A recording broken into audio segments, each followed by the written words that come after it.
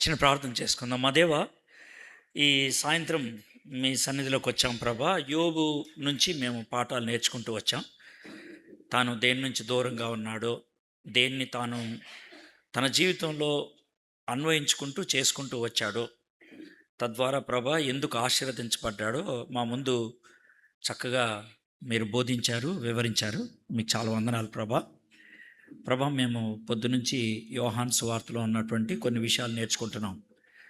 ఇప్పుడు కూడా ప్రభా మరొక సంభాషణ చూడాలని ఇష్టపడుతున్నాం ప్రభా. నాయన, భారతదేశంలో మరి ముఖ్యంగా తెలుగు రాష్ట్రాల్లో యేసుక్రీస్తు గురించి ఓ పెద్ద ప్రశ్న వచ్చేసింది. యేసుక్రీస్తు ఎవరు అని. అందుకే ప్రభా, ఈ వాక్యాన్ని ధ్యానం చేస్తున్నప్పుడు నువ్వెవరో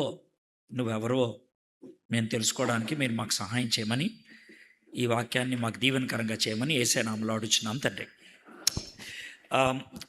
మనం ఉదయం యోహాను సువార్త కాస్త పరిచయం లాగా ఇచ్చి ఒక సంభాషణ మనం చూడటం జరిగింది.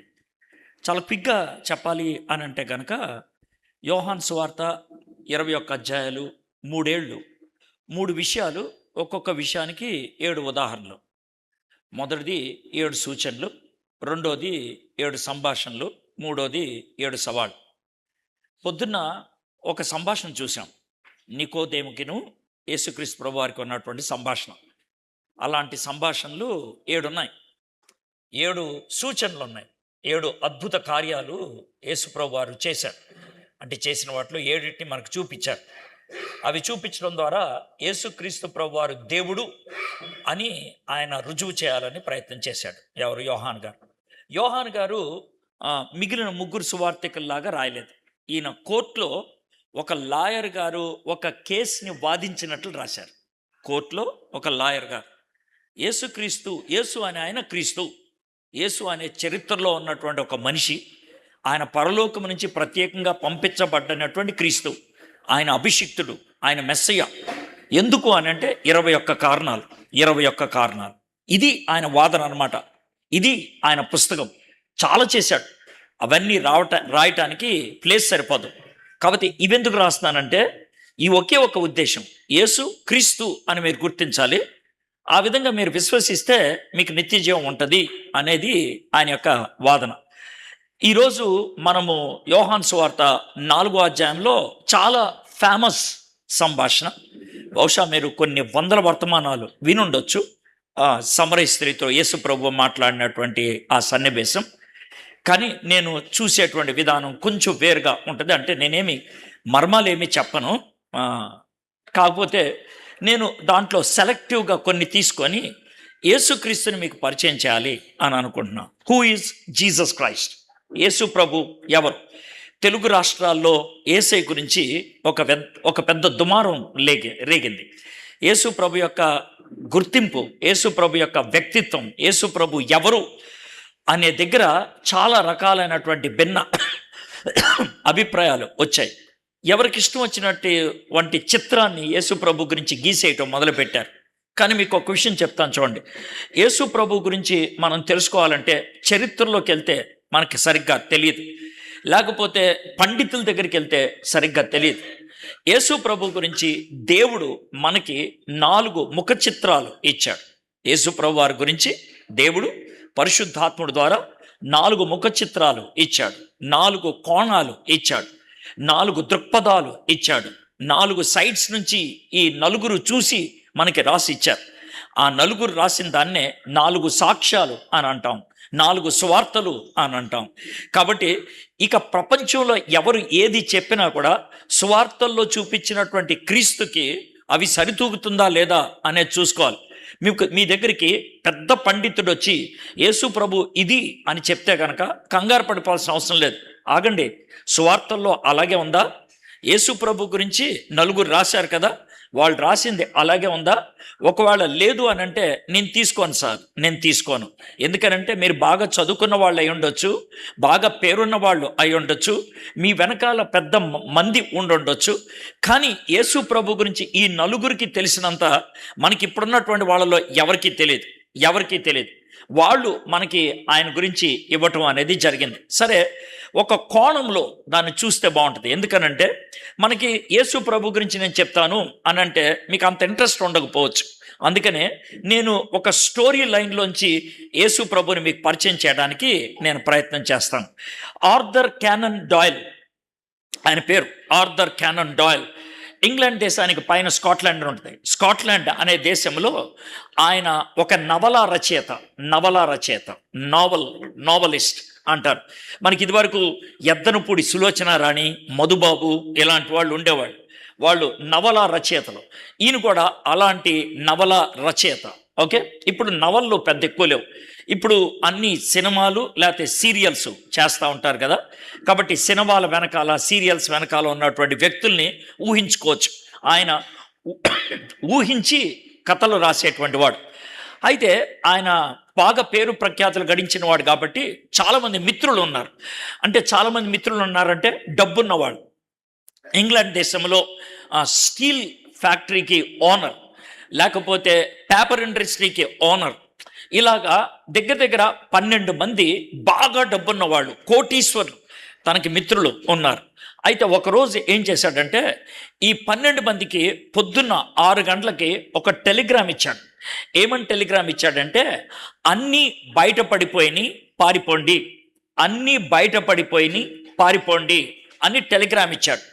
ఆ టెలిగ్రామ్ ఇచ్చినటువంటి 3 గంటలకి ఆయన 12 మంది మిత్రులకి ఫోన్ చేస్తే అయితే స్విచ్ ఆఫ్ చేస్తుంది, లేకపోతే కవరేజ్ ఏరియాలో లేదు. 12 మంది కూడా అండర్ గ్రౌండ్లోకి వెళ్ళిపోయారు. 12 మంది కూడా పారిపోయారు. ఇది జరిగినటువంటి విషయం.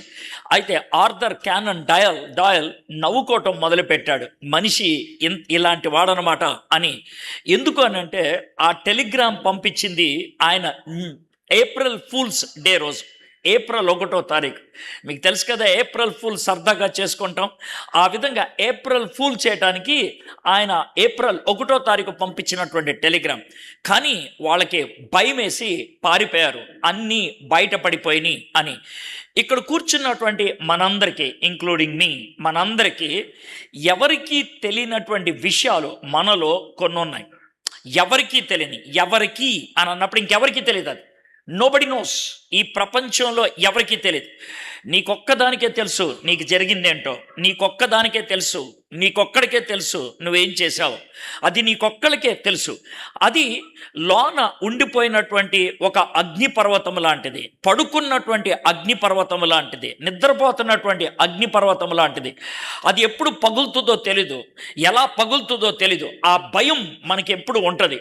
ఇది మన గతం గురించి మనకున్నటువంటి భయం. మనం ఎప్పుడు కూడా గతంలోకి తొంగి చూస్తే మనం సాధించిన విజయాలు గుర్తుకురావు, మనం సంపాదించినటువంటి గొప్ప గొప్ప విషయాలు గుర్తుకురావు, ఓడిపోయిన సన్నివేశాలు గుర్తొస్తాయి, మనకి ఎవరైనా తిట్టినటువంటి సన్నివేశాలు గుర్తొస్తూ ఉంటాయి. ఇది మనకి గొప్ప ఆవేదన కలుగుతూ ఉంటుంది. అది మనల్ని నీడలాగా వెంటాడుతూ ఉంటుంది. విలియం షేక్స్పియర్ ఏమంటాడంటే నీ గతం నీ నీడ అని అన్నాడు. నీ గతం నీ నీడ అని అన్నాడు. అది నీ వెంటే ఉంటుంది, నీ నీడ ఎప్పుడు నీతోనే ఉంటుంది. అయితే నీ గతం నిన్ను విడిచిపెట్టేది ఎప్పుడు, నీ నీడ ఎప్పుడు విడిచిపెట్టుద్దంటే నువ్వు కాఫిన్ బాక్స్లోకి వెళ్ళినప్పుడు, సమాధి పెట్టిలోకి వెళ్ళినప్పుడు ఇక నీడే ఉండదు అని అంటాడు. కాబట్టి చచ్చిపోయేదాకా మనతో మన గతం వస్తూనే ఉంటుంది. ఈ గతం మనల్ని పీడిస్తూ ఉంటుంది. ఈ గతం భయాన్ని కలిగిస్తుంది. ఈ గతం నిద్ర పట్టకుండా చేస్తుంది. ఈ గతాన్ని తప్పించుకోవడానికి సినిమాలు చూసేవాళ్ళు కొంతమంది, మందు కొట్టేవాళ్ళు కొంతమంది, ఫ్రెండ్స్తో మాట్లాడేవాళ్ళు కొంతమంది, ఏమి చెయ్యలేక ఒంటరిగా కూర్చొని ఏడుస్తూ ఉండేవాళ్ళు మరికొంతమంది. ఆ జాతిలో, ఆ జాబితాలో మీరు ఉండుంటారు అని నేను అనుకుంటాను. ఎప్పుడు కూడా గతం మనల్ని ఒంటరి వాళ్ళు చేస్తుంది. ఒంటరి వాళ్ళు అని అంటే నువ్వు ఒక్కడివే గదిలో కూర్చున్నావు అని కాదు. నీ చుట్టూ 10 మంది ఉన్నప్పటికీ కూడా ఎవరితో రిలేట్ అవ్వలేకపోతే దాన్ని ఒంటరితనం అంటాం. ఇంకొక పచ్చి భాషలో చెప్పాలంటే ఈ మధ్యకాలంలో అంటే ఒక 20-25 సంవత్సరాల నుంచి మనకు వచ్చినటువంటి కొత్త ప్రవృత్తి ఏంటి అని అంటే మనిషిని కళ్ళల్లోకి చూసి మాట్లాడే గుణం పోయింది. ఇది వరకు ఎవరైనా మన ఇంటికి వస్తే వాళ్ళతో కూర్చొని మాట్లాడతాం, వాళ్ళ ముఖములోకి చూస్తాం, వాళ్ళ యొక్క నవ్వును చూస్తాం, వాళ్ళ యొక్క మాటలు వింటాం. ఇది మనకి ఇదివరకు ఉన్నటువంటి అనుభూతి. ఇప్పుడు అలాగ లేదు. ఒక నలుగురు కూర్చుంటే నలుగురు 4 మొబైల్స్ చూస్తూ ఉంటారు. అది మీరు చేసేటువంటి పని. మనుషులతో మాట్లాడటానికి ఇష్టం ఉండదు. మీకు ఎవరూ లేనట్లు, మీరు ఒంటరి వాళ్ళు అన్నట్లు, పక్కనున్న వాళ్ళతో మాట్లాడటం చేతగాక ఎక్కడో ఉన్న వాళ్ళకి హాయ్ హౌ ఆర్ యూ అని పెడతారు. ఎవరు మాట్లాడటానికి లేరన్నట్లు, మీరు ఒంటరి వాళ్ళు అన్నట్లు. అయితే ఎక్కడో ఉన్న వాళ్ళకు హాయ్ హౌ ఆర్ యూ అని ఎందుకు పెట్టారు? పక్కన ఉన్నారు కదా, వాళ్ళతో మాట్లాడచ్చు కదా. మాట్లాడలేరు. ఎందుకో తెలుసా? వాళ్ళతో మాట్లాడితే నీ ముఖ కవళికల్లో నువ్వేమీ దాచుకోలేవు. నీ ముఖ కవళికల్లో నీ హృదయంలో ఉన్నదాన్ని వాళ్ళకి కనబడిపోద్ది. అయితే ఎక్కడో ఉన్న వాళ్ళకి నువ్వు నవ్వుతున్నప్పుడు ఏడుస్తున్నటువంటి బొమ్మ పంపించవచ్చు. నువ్వు ఏడుస్తున్నప్పుడు నేను నవ్వుతున్నాను అని కూడా పంపించవచ్చు. నీ నిజ రూపాన్ని దాచిపెట్టుకోగలిగేది వర్చువల్ కెమెరాలో, నీ నిజ రూపాన్ని దాచిపెట్టుకోగలిగేది టెక్స్ట్ మెసేజెస్లో, నీ నిజ రూపాన్ని దాచిపెట్టగలిగేది నీ యొక్క మొబైల్ సంభాషణలో, కానీ నిజ సంభాషణలో కాదు. ఆ ఒంటరితనానికి మనం గురైపోయాం. ఆ ఒంటరితనంలో మనం బతుకుతున్నాం.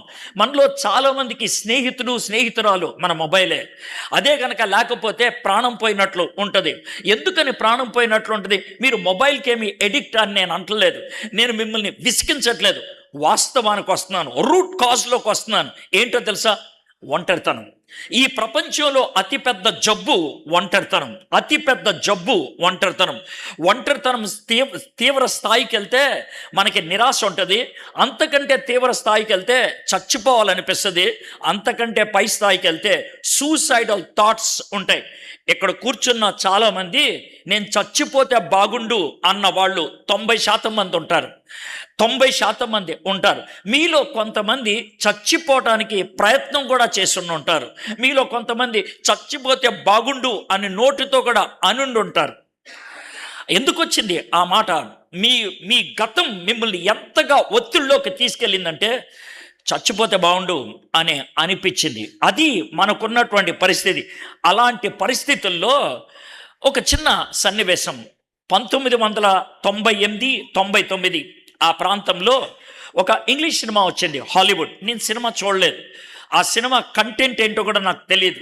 కానీ నాకు ఒకటి గుర్తుంది. ఏంటనంటే ఆ సినిమా టైటిల్, ఆ సినిమా పేరు కింద దాని ట్యాగ్ లైన్ ఒకటి ఉంటుంది. ఆ రెండు నాకు గుర్తున్నాయి. ఆ సినిమాలో అప్పట్లో అమెరికాలో నెంబర్ 1 హాలీవుడ్ యాక్టర్, ఆ తర్వాత కాలిఫోర్నియా రాష్ట్రానికి గవర్నర్ అయ్యాడు. ఆయన పేరు ఆర్నాల్డ్ స్క్వాజ్నెగర్. ఆయన నటించినటువంటి సినిమా, ఆయన చాలా గొప్ప గొప్ప సినిమాల్లో నటించాడు. ఆయన నటించినటువంటి సినిమా పేరు ఏంటంటే ఇరేజర్. సినిమా పేరు ఇరేజర్ అంటే ఏంటి అని అంటారేమో. మన పిల్లలు బడికెళ్ళే వాళ్ళు పెన్సిల్తో రాసినప్పుడు ఏదైనా తప్పు చేస్తే దాన్ని తుడపడానికి ఉపయోగించేటువంటి రబ్బర్ని ఇరేజర్ అంటారు. ఆ సినిమా పేరు ఇరేజర్. దాని కింద ఉన్నటువంటి ట్యాగ్ లైన్ ఏంటంటే, నా గతాన్ని ఎవరైనా తుడిచేయగలరా? Can anybody remove my past? Can anybody remove my past? Can somebody remove my past? నా గతాన్ని తుడిచేవాడు ఎవడైనా ఉన్నాడా?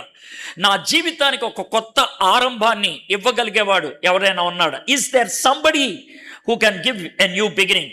ఒకవేళ ఈరోజు దేవుడు నాకు కనబడి, ఎడ్వర్డ్ నీకేం కావాలి అని అంటే, దేవా ఈ జీవితాన్ని మళ్ళీ జీవించడానికి నాకు ఒక బిగినింగ్ ఇస్తావా?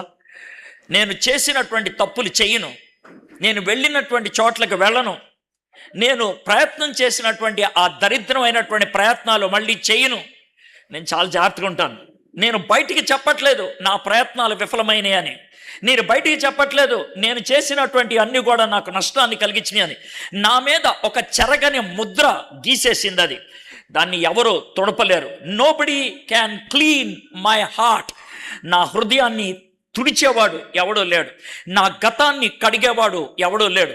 ఇది మనకున్నటువంటి పరిస్థితి. అలాంటి స్థితిగతుల్లో మనకి ఒక కొత్త జీవితాన్ని ఇవ్వగలిగేవారు ఎవరైనా ఉన్నారా? Can somebody give me a new beginning? ఒక కొత్త ఆరంభాన్ని ఎవరైనా ఇవ్వగలరా?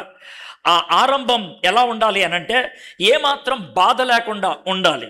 మీకు వైకుంఠపాళి తెలుసు కదా, వైకుంఠపాళి. ఇప్పుడున్నటువంటి తరానికి వైకుంఠపాళి తెలియదు. ఇప్పుడున్నటువంటి తరం వారు వైకుంఠపాళి ఒకవేళ ఆడితే దాన్ని ఏమని ఆడతారంటే స్నేక్స్ అండ్ లేడర్స్ అని ఆడతారు. పావులు ఉంటాయి, నిచ్చెనలు ఉంటాయి, 1 నుంచి 100 దాకా మనం పాచికలేసి పైకి వెళ్తూ ఉంటాం. అయితే దాంట్లో 97 దగ్గర ఒక పాము ఉంటుంది, 97 దగ్గర ఒక పాము ఉంటుంది. ఇంకా 2 మెట్లు దాటితే నువ్వు ఫైనల్కి వెళ్తావు. అయితే ఆ 97 దగ్గర ఆ పాము కనుక మింగితే నువ్వు వచ్చేది మళ్ళీ 1 దగ్గరికి. అయితే అది నీకు చాలా బాధ కలిగిస్తుంది. కానీ ఈరోజు నువ్వు అడుగుతుంది ఏంటి తెలుసా? I want to start again. I want to start again. నా జీవితాన్ని మళ్ళీ మొదలు పెట్టాలనుకుంటున్నాను. Can there be a choice? నాకు అలాంటి అవకాశం దొరుకుద్దా? ఇది మనకున్నటువంటి ప్రశ్న. ఈ ప్రశ్నకు జవాబుగా మనము సమరీ స్త్రీ గురించి తెలుసుకోవడానికి ప్రయత్నం చేద్దాం. మీ దగ్గర బైబిల్స్ ఉంటే యోహాను సువార్త 4వ అధ్యాయం మీకు బాగా తెలిసినటువంటి సన్నివేశం. కాకపోతే నేను చేసే పనేంటో మీకు చెప్తాను. ఏంటి అనంటే, ఈ కథను నేను ముక్కలుగా చదువుతాను, ముక్కలుగా. స్టోరీ మొత్తం తెలుసు అనంటే ఏంటి అనంటే, యేసు ప్రభువారు సమరయ అనేటువంటి రాష్ట్రం గుండా వెళ్తున్నాడు. మిట్ట మధ్యాహ్నం దాహమైంది. ఒక బావి దగ్గర కూర్చొని ఉన్నాడు. ఒక అమ్మాయి ఒంటరిగా వచ్చింది. ఆ అమ్మాయిని అడిగాడు, నాకు నీళ్ళు ఇవ్వని. ఆ అమ్మాయి ఆశ్చర్యపోయింది. నువ్వేంటి నన్ను నీళ్ళు అడుగుతున్నావు? నువ్వు యూదుడు కదా, నువ్వు అబ్బాయి కదా అని అన్నది. అప్పుడు ఈయన అన్నాడు, నీ ఎవరో తెలిస్తే గనక నువ్వే నన్ను నీళ్ళు అడుగుతావంటే, ఊరుకో, నీ దగ్గర బకెట్ లేదు, ఏమి లేదు, నువ్వు ఎప్పుడే నీళ్ళు అడిగావు నన్ను, నువ్వు ఎక్కడి నుంచి ఇస్తావు? లేదమ్మా, నేనెవరో నీకు తెలిస్తే గనక నీవు అలా అడగు, నేను ఇచ్చి నీళ్లు తాగితే మళ్ళీ దప్పికొనవు అని అంటే, ఆ నీళ్లు భయ నా దప్పిక పోయిందంటే నేను జీవితంలో ఇంకెప్పటికెక్కడ బావిల దగ్గరికి నీళ్లు కోసం రాను అని అంటే, ఇస్తాను, నీ భర్తను తీసుకొని రా అని అంటే, నాకు భర్త లేడుగా అని అంటే, నువ్వు చెప్పింది నిజమే, భర్త లేడని, కానీ నీకు 5 భర్తలు ఉన్నారు, ఇప్పుడున్నవాడు నీ భర్త, ఇప్పుడున్నవాడు 6వ వాడు అని అంటే, వెంటనే నువ్వు ప్రవక్తవా, ఇంత కరెక్ట్గా ఎలా చెప్పగలిగావు? ఇలాగ సంభాషణ కొనసాగింది.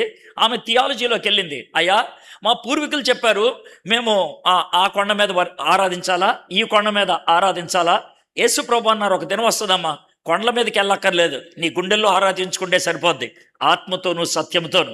అయ్యా, ఇదంతా చెప్తున్నావు, నువ్వెవరు అని అంటే, నేనే ఆ మెస్సైని. ఇది స్టోరీ. ఆమె వెళ్ళి ఊర్లో వాళ్ళని తీసుకొచ్చింది. ఊర్లో వాళ్ళు యేసు ప్రభుని మెస్సైగా స్వీకరించారు. ఈ అధ్యాయంలో 3 సాక్ష్యాలు ఉంటాయి. సాక్షి నెంబర్ 1 యేసయ్య తానెవరో చెప్పాడు. సాక్షి నెంబర్ 2 సమరీ స్త్రీ ఊర్లోకి వెళ్ళి చెప్పింది. సాక్షి నెంబర్ 3 ఊర్లో వాళ్ళు యేసయ్యతో మాట్లాడిన తర్వాత సమరీ స్త్రీతో చెప్పారు, నువ్వు చెప్పావని కాదు, ఇప్పుడు మేము తెలుసుకున్నాం ఈయన రక్షకుడని. 3 సాక్ష్యాలు ఈ అధ్యాయంలో ఉన్నది. టోటల్ స్టోరీ మీ ముందు పెట్టేశాను, ఇంకా ఏమి లేదు. కాబట్టి నాకు అర్థం కాదు, నాకు తెలియదు అనేది లేదు, ఇందులో మర్మయుక్తంగా చెప్పేది కూడా ఏమీ లేదు. So this is the total narration అక్కడ ఉన్నటువంటిది. అయితే దీన్ని నేను 2 సార్లు చదువుతాను, 2 times, అంటే టోటల్ పాసేజ్ కాదు, అక్కడక్కడ సెలెక్టివ్గా చదువుకుంటూ వస్తాను నేను. దాంట్లోంచి మనం తెలుసుకోవడానికి ప్రయత్నం చేద్దాం. 7వ వచనం, మీ దగ్గర బైబిల్స్ ఉంటే 7వ వచనం. సమరీ స్త్రీ ఒక్కతే నీళ్లు చేదుకొనుటకు అక్కడకు రాగా, అప్పటికి ఇంచుమించు 12 గంటలు ఆయన. ఆఫ్టర్నూన్ 12, మధ్యాహ్నం 12 గంటలకి ఇది జరిగింది. ఆఫ్టర్నూన్ 12 అక్కడికి ఒక అమ్మాయి ఒంటరిగా వచ్చింది. నేను ఇచ్చినటువంటి ఇంట్రొడక్షన్ని నేను ఇక్కడ ఏ విధంగా కలుపుతానో చూడండి. యూజువల్గా ఆడోళ్ళు నీళ్ల కోసం పొద్దున్న వెళ్తారు, లేకపోతే సాయంత్రం వెళ్తారు. That's number 1. నెంబర్ 2, ఆడవాళ్ళు ఒంటరిగా వెళ్ళరు ఫర్ సెవరల్ రీజన్స్. ఒక రీజన్, కలిసి వెళ్తే కనుక కబుర్లు ఆడుకుంటూ వెళ్ళొచ్చు, ఎంత దూరమైనా సరే నీళ్లు మోసుకెళ్తే సరదాగా ఉంటుంది. రెండోది, కలిసి వెళ్తే వాళ్ళని ఎవరైనా దాడి చేస్తే కనుక వాళ్ళు ఎదురు దాడి చేయటానికి అవకాశం ఉంటుంది. అప్పట్లో ఇలా నీళ్లు కోసం వెళ్ళినప్పుడు వేరే వాళ్ళు అమ్మాయిల్ని అత్యాచారం చేయటం కూడా ఉండేది. అందుకనేసే వాళ్ళు గుంపుగా కలిసి వెళ్ళటం అనేది వాళ్ళకు ఉన్నటువంటి అలవాటు. అయితే పొద్దున కానీ సాయంత్రం కానీ. ఇక్కడ చూస్తే ఈమె మిట్ట మధ్యాహ్నం ఎవరూ రాని టైంలో ఒక్కతే వచ్చింది.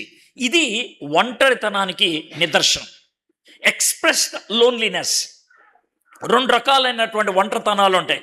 ఒక ఒంటరితనం మీలో చాలామందికి ఇప్పుడు మీలో చాలామందికి ఉండి ఉంటుంది. ఏంటి అని అంటే, అందరితో బాగానే ఉంటారు, బాగున్నారా, కాఫీ తాగుతారా, ఇది ముఖం మీద కనబడుతుంది.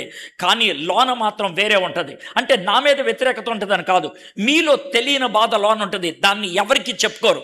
మనుషుల మధ్యలో సరదాగా జీవిస్తారు. క్రికెట్ ఆడదామా, లేకపోతే అక్కడికి వెళ్దామా, ఇక్కడికి వెళ్దామా, ఇవి ఉంటాయి. బయట మాత్రం యాంత్రికంగా జరిగిపోతూ ఉంటుంది. లోన మాత్రం యుద్ధం జరుగుతూనే ఉంటుంది. లోన మాత్రం యుద్ధం జరుగుతూనే ఉంటుంది. ఇది కొంతమందికి ఉండేటువంటి ఒంటరితనం. అలాంటి వాళ్ళు ఒకవేళ ఒంటరిగా ఇంకో వ్యక్తితో మాట్లాడితే కొద్దిసేపు హృదయాన్ని విప్పి మాట్లాడితే ఎక్కువ టైం పట్టదు, 10-15 నిమిషాల్లో ఏడవటం మొదలు పెడతారు. మీలో చాలామంది ఆ టైప్. చాలామంది ఆ type. You go through that loneliness, ఆ ఒంటరితనం గుండా. ఎందుకు అనంటే మీ గతం అలాంటిది. మీకు జరగకూడదు జరిగిందేమో, లేకపోతే మీరు చేయకూడదు మీరు చేశారేమో, మీకు అనుకోంది జరిగిందేమో, లేదా తొందరపాటులో మీరు చేయకూడదు చేశారేమో. వాట్ ఎవర్ ఇట్ ఈస్, అది నీ జీవితంలో అది మిగిలిపోయింది. అయితే ఈ అమ్మాయి ఒంటరిగా రావడానికి ఇష్టపడింది. మేబీ వేరే అమ్మాయిల ముఖం చూడటం ఇష్టం లేదేమో, వేరే అమ్మాయిలు ఆమెతో మాట్లాడటం ఇష్టం లేదేమో, వేరే అమ్మాయిలు ఆమెను ప్రశ్నిస్తే జవాబు చెప్పడానికి ఆమె దగ్గర ఏమీ లేదేమో. She is a lonely lady. She is very daring, చాలా డేరింగ్గా వచ్చింది. ఒక్కతే వచ్చింది బాబు దగ్గరికి. యేసు ప్రభు కాకుండా అక్కడ ఒక దుర్మార్గుడు ఉంటే ఏం చేసి ఉండేవాడు? అయితే ఆమెకు ఆ భయం లేదు. ఎందుకు లేదో నాకు తెలీదు. నిండా మునిగినోడికి చలేంటి అంటారేమో నాకు తెలీదు. But I want to just look at it analytically. నేను విశ్లేషిస్తూ దాన్ని చూడటానికి ప్రయత్నం చేస్తా ఉన్నాను. అయితే ఇప్పుడు ఆమెను యేసు ప్రభు దాహం అడిగాడు. అమ్మ నాకు నీళ్ళు ఇవ్వవా అని. 9వ వచనం, ఆ సమరీ స్త్రీ, యూదుడు అయిన నీవు సమరీ స్త్రీనైన నన్ను దాహమునికిమ్మని ఎలాగో అడుగుచున్నావు? ఆయనతో చెప్పాను, ఏలయనగా యూదులు సమరియలతో సాంగత్యము చేయరు. గుర్తుపెట్టుకోండి, మీలో ఇది మీరు ఎప్పుడైనా టీవీ ఇంటర్వ్యూస్లో కానీ, లేకపోతే ఇంకా వేరే పబ్లిక్ డొమైన్స్లో కొంతమంది మాట్లాడుతూ ఉంటారే, వాళ్ళ మాటలు కానీ వింటూ ఉంటే, ఒకవేళ వాళ్ళ గురించి ఏమీ తెలియకుండా వాళ్ళ మాటలు వింటే బహుశా మీరు ఈ విధమైన కంక్లూడ్ చేస్తారేమో. ఏమన్నా తెలుసా, ఈయనంత మంచివాడు ఎవరు లేడు, ఈయనంత గొప్ప గుణం కలిగిన వాడు ఎవరు లేరు, ఈమంత శ్రేష్టమైనటువంటి క్యారెక్టర్ కలిగిన వాళ్ళు ఎవరు లేరు అని అనుకుంటారేమో. వాళ్ళ మాటలు అలా ఉంటాయి, కానీ వాళ్ళ జీవితం అలా ఉండదు. మన దేశాన్ని ఏలేటువంటి రాజకీయ నాయకుల్లో ఎక్కువ శాతం మంది యొక్క క్యారెక్టర్ మంచిది కాదు. చాలా పబ్లిక్లోకి వచ్చినా కూడా వాళ్ళు ఏ మాత్రం బాధ లేకుండానే ఉంటారు. అంత దాకా ఎందుకు, నిన్న మొన్నటి దాకా కోడి పందాలు అధికారికంగా జరిగాయి. దాంట్లోకి చాలామంది నాయకులు వచ్చి ఆ కోడి పందాలు చేశారు. దాంతో వాళ్ళు ప్రోత్సహిస్తున్నారు, పందాన్ని ప్రోత్సహిస్తున్నారు, జూదాన్ని ప్రోత్సహిస్తున్నారు. కానీ ఒకవేళ వాళ్ళ మైక్ ఇస్తే మనం యథార్థంగా ఉండాలి, మన దేశ పౌరులం కాబట్టి మనం మర్యాదగా ఉండాలి అని మాట్లాడతారే. ఈ సమరీ స్త్రీలో అలాంటి గుణాన్ని చూశాను. ఏంటండి, మీరు యూదులు కదా, మీకంటూ ఒక గీత ఉంటుంది కదా, గీత దాటి ఎందుకు వచ్చేసారు నా దగ్గరికి? ఆ విధంగా అడుగుతుంది. గుర్తుపెట్టుకోండి, కొంతమంది దొంగతనం చేసేవాళ్ళు అయి ఉండొచ్చు, కానీ వాళ్ళకు కూడా కొన్ని ఎథిక్స్ ఉంటాయంట. ఒకసారి నేను ఈ భద్రాచలం దాటిన తర్వాత ఛత్తీస్గఢ్ ఆ ప్రాంతానికి వెళ్ళే చోట శబరి అనే నది ఉంటుంది. ఆ నది అవతల కొండలు ఉంటాయి, 18 కొండలు ఉంటాయి, 18 కొండలు, హిల్స్. ఆ కొండల మీద ఒక జాతి వాళ్ళు జీవిస్తున్నారు, ఇప్పటికీ ఉంటారు ఆ జాతి వాళ్ళు. వాళ్ళని బోండోస్ అని అంటారు. ఇది జరిగింది 1994 ఆ ప్రాంతంలో. నా మిత్రుడు, నాకు తెలిసినట్టు ఒక ఆయన అలెక్స్ అనేటువంటి ఆయన అక్కడ డాక్టర్గా పనిచేస్తున్నాడు. ఆయన ఒక డాక్టర్. అయితే నేను అక్కడికి వెళ్ళి, ఈ బోండోస్ పైన ఉంటారు కదా, వాళ్ళు ఇక్కడ రింగ్స్ వేసుకొని ఉంటారు. ఒళ్ళు నిండా వాళ్ళకి గొలుసులు అంటే పూసల దండలు ఉంటే ఆడవాళ్ళు అయితే. మగవాళ్ళైతే ఏముండవు, వాళ్ళకి బట్టలు వేసుకోవటం తెలీదు, వాళ్ళకి బట్టలు ఉండవు. వాళ్ళు అర్థమైందా? ఆడవాళ్ళు మాత్రం గొలుసులతో పైన ఛాతీని కవర్ చేసుకుంటారు. వారానికి ఒకసారి కిందకు వస్తారు, అగ్గిపెట్టి, నూనె, తర్వాత ఉప్పు కొనుక్కొని పైకి వెళ్తారు. కొనుక్కోవడానికి వాళ్ళకి డబ్బులు ఉండవు కాబట్టి వాళ్ళు పైనుంచి టమాటాలు, రాగులు తీసుకొచ్చి ఇన్ని టమాటాలు ఇచ్చి ఒక అగ్గిపెట్టి, ఇన్ని రాగులు ఇచ్చి కొంచెం నూనె తీసుకొని వెళ్ళటం వాళ్ళకి అలవాటు. అప్పుడు మాత్రం ఆడవాళ్ళు చిన్న టవల్ లాంటిది వాళ్ళ నడుం కట్టుకొని కిందకు వస్తారు. ఇది పరిస్థితి. అలెక్స్ అన్నాడు, నిన్ను పైకి తీసుకెళ్తాను, వాళ్ళ జీవితాన్ని చూడొచ్చు అని. నేను పైకి వెళ్ళాను. అక్కడికి వెళ్ళేటప్పటికి వీళ్ళు తాగి డ్యాన్స్ వేస్తున్నారు. ఒక ఏదో దేవతలాగా ఉన్నది, ఒక కర్ర, దాని చుట్టూ వాళ్ళు డ్యాన్స్ వేస్తున్నారు. ఒక అరగంట సేపు ఉన్నాం. బాగా తాగి మత్తెక్కిన తర్వాత, అన్న వెళ్ళిపోదాం కిందకి అని అన్నాడు. సరే అని కిందకి వెళ్ళిపోతున్నాను. కిందకి వెళ్ళిపోతున్నప్పుడు చెప్పిన మాటలు ఒకవేళ పైకి వెళ్తున్నప్పుడు చెప్పినట్లయితే నేను పైకి వెళ్ళి ఉండేవాడిని కాదు. అతను కిందకు వస్తున్నప్పుడు చెప్పింది ఏంటంటే, అన్న ఈరోజు ట్యూస్డే కదా, అందుకే పైకి తీసుకొచ్చాను అన్నాడు. అంటే ఏంటి అన్నాను. వీళ్ళు ట్యూస్డే ఉపవాసం ఉంటారన్నా అన్నాడు. అయితే వాళ్ళు ఉపవాసం ఉండటానికి మనకేంటంటే, వీళ్ళు తినేది మనుషులను అన్నా అని అన్నాడు. మనుషులు తినేవాళ్ళు, వాళ్ళకి కూడా ఒక ఎథిక్ ఉంటుంది, వాళ్ళకి కూడా ఒక బౌండరీ ఉంటుంది. ఆ బౌండరీని చూసి అర్థమైందా, వాళ్ళు ఏదో చాలా మంచోళ్ళు అని అనుకోక్కర్లేదు. మీ అందరూ కూడా కొన్ని పాయింట్స్లో చాలా గొప్పోళ్ళు. ఏమండి, నేను ఆదివారం సినిమా చూడను, మీరు చాలా గట్టిగా మాట్లాడతారు. అర్థమైందా? ఇప్పుడే నేను చూస్తూ ఉన్నాను, ఎవరో డీటెయిల్స్ చెప్పట్లేదు కాబట్టి డైరెక్ట్గా చెప్పగలుగుతాను. వస్తూ ఉన్నాను, ఆటోలో 3 కుర్రోళ్ళు వీడియో చూస్తూ ఉన్నారు, చిన్న పిల్లలు. వాళ్ళు ఏం చూస్తున్నారో చూద్దామని దొంగతనంగా వెళ్తా ఉంటే ఒక అతను నాతో రే అన్నాడు. ఊరుకోండి sir, I want to see it అని అన్నాను. వెళ్ళాను.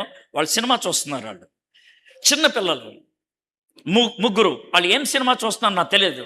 ఆపేశారు. అరే ఏం చూస్తున్నారా అన్న. సినిమా కదా అన్న. లేదు సార్ ఆడుకుంటున్నాం సార్ అన్నారు. పబ్జీనా అని అన్నా. లేదు వీడు ఆడుతున్నాడు నేను చూస్తున్నా అన్నాడు. ఆ టైంలో ఒక పెద్ద ఆయన అన్న డైలాగ్, మీటింగ్కి వచ్చిన వాళ్ళు ఈ పని చేయటం ఏంట్రా అని. అంటే మీటింగ్కి రాకపోతే ఆ పని చేయొచ్చా?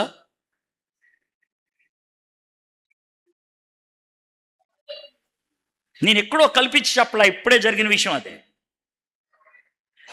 ఇది మనందరం ఉపయోగించే డైలాగ్ ఇదే. నేను బైబిల్ చేత్తో పట్టుకున్నాను, అబద్ధం ఆడను. నేను చర్చిలో ఉన్నాను, అబద్ధం ఆడను. దేవుని సేవకుడు పక్కన ఉన్నాడు, నేను అబద్ధం ఆడను. ఈమె అదే టైప్, ఈమె కూడా అదే టైప్. నువ్వు యూదుడివి, నాతో మాట్లాడతావేంటి? నువ్వు అబ్బాయివి, నేను అమ్మాయిని, నాతో మాట్లాడతావేంటి? నువ్వు ఒంటరిగా ఉన్నావు, నేను ఒంటరిగా ఉన్నాను, నువ్వు ఎందుకు మాట్లాడుతున్నావు ఇలాగా? దాంతో ఆమె గొప్పది అనుకోకర్లా. బహుశా అది కూడా భయంతో అన్నటువంటి మాటేమో, అది కూడా ఒంటరితనంతో అన్నటువంటి మాటేమో. ఒంటరితనంలో ఉన్న వాళ్ళకి ఎక్కువ ఉండేది ప్రశ్నలే. ఏ అనంటే, ఒంటరిగా ఎవరన్నా కూర్చుంటే కనుక, ఏంటండి, ఏంటి బాగున్నారా? బాగున్నానులే, మీరెవరు, ఎందుకు, ఇలాంటి ప్రశ్నలు వస్తాయి. ఎందుకని? వాయ్? ఒంటరిగా ఉన్న వాళ్ళు ఎవరైనా చనువు తీసుకొని వాళ్ళ జీవితంలోకి తొంగి చూస్తున్నారంటే, వాళ్ళకి దగ్గర అవుతున్నారంటే భయం వేస్తుంది. అందుకనే ఆమె వద్దు అని చెప్పుకుంటూ వెళ్ళిపోయింది. సరే యేసు ప్రభువారు అన్నారు, అమ్మ నేను నీళ్ళు ఇస్తాను అని అంటే, ఆవిడ చూడండి ఏం మాట్లాడిందో. 12వ వచనం. కేవలం సమరయ స్త్రీని మాత్రమే అనలైజ్ చేస్తున్నాం. ముందు తానును తన కుమారులను పశువులను ఈ బావి నీళ్లు త్రాగి మాకిచ్చిన మన తండ్రి అయిన యాకోబు కంటే నువ్వు గొప్పవాడువా అని ఆయనను అడిగాను. ఆవిడ చూడండి ఇంక్లూజివ్ అంటారు, నెమ్మదిగా ఈయన్ని కలుపుకుంది. ఎవరితో చూడండి, అక్కడ మన అనే మాట ఉంది, మన తండ్రి అయిన యాకోబు. ఎందుకు అనంటే, సమరీయులు అటు యూదులకి ఇటు అన్యులకి కలిపి పుట్టినవాడు. ఏది అయినప్పుడు కూడా మనందరం కూడా అక్కడి నుంచి వచ్చిన వాళ్ళమే. ఎక్కడి నుంచి? యాకోబు గారి దగ్గర నుంచి. కాబట్టి నేను ధైర్యంగా మాట్లాడగలను, మన తండ్రి అని నేను అనగలను, అవర్ ఫాదర్ అని నేను అనగలను. కలిపేసుకుంది, యేసు ప్రభుని కలిపి మాట్లాడుతూ ఉంది. మనం ఒకవేళ ఎవరైనా మన జీవితంలో కొంచెం సీరియస్గా మాట్లాడటం మొదలు పెడితే, కొంచెం వాళ్ళు మన జీవితాన్ని తొంగి చూస్తున్నాడు అనుకుంటే, మనము ప్రొటెక్షన్ కోసం, ఒక విధంగా దడి కోసం మనం మాట్లాడే మాటలు. బ్రదర్ నేను బైబిల్ ఇప్పటికి 2 సార్లు చదివేశాను, నిన్ను అడిగాను, నేను టక్కమని చెప్తావు. నేను ప్రతి శుక్రవారం ఉపవాస ప్రార్థన చేస్తాను, నేను అడిగానా? ఎందుకు సడన్గా చెప్పేస్తున్నావు ఆ మాటలు? ఎందుకు చెప్తున్నావు? ఈ మాటలన్నీ చెప్పడం ద్వారా ఏం చేయడానికి ట్రై చేస్తున్నావు? నువ్వు పాస్టర్వి, నువ్వు బైబిల్ చదివావు, నేను కూడా చదివా. నువ్వు ప్రార్థనలు చేస్తావు, నేను కూడా చేస్తా. ఒక విధంగా నాకు భక్తి ఉన్నది సరిపోతులే. ఈమె కూడా ఏమంటుందంటే మనందరం ఒకటే. ఆ యాకోబు కంటే నువ్వు గొప్పవాడువా అని అడుగుతుంది. 15వ వచనం. ఆ స్త్రీ ఆయనను చూచి, అయ్యా, నేను దప్పి కొనకుండానట్లు చేదుకొనుటకు ఇంత దూరం రాకుండానట్లు ఈ నీళ్లు నాకు దయచేయమని అడగగా యేసుప్రభువు అన్నారు తెలుసా, నేను ఇచ్చే నీళ్లు తాగితే మళ్ళీ ఇంకెప్పటికి దప్పికొనవు అని అంటే ఆవిడ అన్నటువంటి మాట. చాలాసార్లు మనం చేసేటువంటి పని కూడా ఇలా ఉంటుంది. నేను పబ్లిక్గా ఇలాంటి మీటింగ్స్కి వచ్చినప్పుడు చాలా రేర్గా ఎవరి కోసమైనా ప్రార్థన చేస్తాను. నేను చేయను. ఎందుకు చేయను అంటే నాకు చాలా అనుభవాలు ఉన్నాయి. ఏంటి ఆ అనుభవాలు అంటే, ఎవరికైనా చేస్తే కనుక ఇమీడియట్గా జరిగింది, బ్రదర్ నాకు కూడా చిన్న ప్రార్థన చేయండి, బ్రదర్ నాకు కూడా చిన్న ప్రార్థన చేయండి బ్రదర్. ఏమన్నా అట్టిపళ్ళ ఒక అట్టిపండు ఇవ్వడానికి, లేకపోతే మరమరాలా మీకు ఏమన్నా వేయడానికి? పైగా ఒకవేళ కాదు సిస్టర్ అంటే వెంటనే ఎందుకు చేయరు ప్రార్థన? ఒకవేళ కనుక మీ గుండెల్లోకి తొంగి చూస్తే ఆ టైంలో మీరు నన్ను అనేటువంటి బూతులు తక్కువ ఉండవు. ఇది పెద్ద గర్వం, డబ్బున్న వాళ్ళకే చేస్తారు, తెలిసిన వాళ్ళకే చేస్తారు, మేము అక్కర్లో ఉన్నాం మాకు చేయొచ్చు కదా, ఇన్ని మాటలు అని ఉంటాయి. కానీ ఏంటంటే ఓ ప్రార్థన చేస్తే నాకు దీవెన వచ్చేస్తుందేమో, ఓ ప్రార్థన చేస్తే. ఇది మీరు అనుకునేది. మీ చిన్నపిల్లలను తీసుకొచ్చి మా బాబు కోసం ప్రార్థన చేయండి, మా బాబు కోసం ప్రార్థన చేయండి. ఇది మీరు చేసేది.